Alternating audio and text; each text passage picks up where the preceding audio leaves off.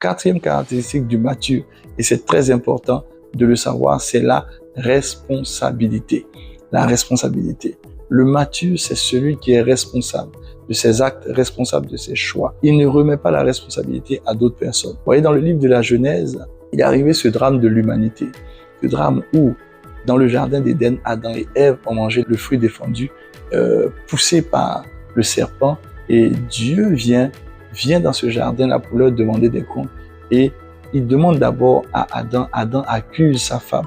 Il demande à la femme accuse le serpent. Ils ont manqué de responsabilité.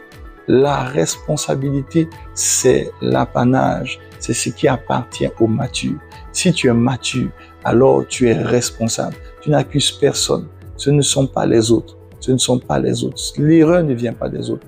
Vous voyez, il y a 2 rois dans la parole de Dieu, dans la Bible, dans les Saintes Écritures. 2 rois que le monde entier connaît. Ça a été des rois d'Israël que le monde entier connaît. Ce sont des exemples tellement parlants, ces 2 rois-là. Et je vais avec eux développer la responsabilité. La responsabilité, c'est une marque du mature. Alors, ces 2 rois-là, il y avait le roi David et le roi Saül. Saül a été choisi par Dieu. Saül va en guerre. Il fait des choses et Saül fait une erreur. Au lieu d'attendre que le sacrificateur vienne lui-même faire le sacrifice, lui, il fait le sacrifice. Quand le sacrificateur arrive, le sacrificateur qui est Samuel arrive, il dit à Samuel, oui, je l'ai fait parce que le peuple, c'est le peuple qui a pris. Il a dit de ne pas prendre les brebis, de ne pas prendre ceci, mais de vouer tout en interdit. Il dit c'est le peuple qui a pris. Il accuse le peuple.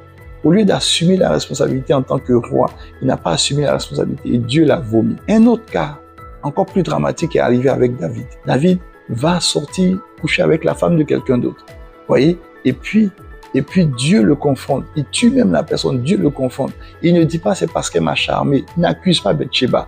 La dame avec qui il est allé, il n'accuse pas. Non, il se répand devant Dieu. Il dit oui, j'ai péché contre toi. Il n'accuse personne. C'est ça la responsabilité.